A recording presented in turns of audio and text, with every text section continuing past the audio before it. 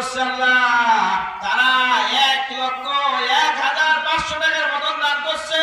আল্লাহ তাআলা তাদের দানকে তুমি কবুল আর মঞ্জুর করে নাও। আল্লাহ তাআলা তাদের দানকে তুমি কবুল আর মঞ্জুর করে নাও। এই দানের বিনিময়ে লক্ষ লক্ষ টাকার মালিক বানায় দাও।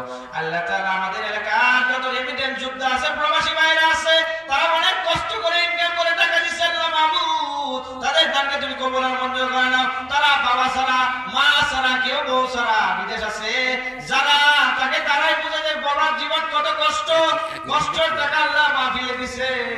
আল্লাহ তাদের দানকে তুমি কবুল আর মঞ্জুর করে নাও।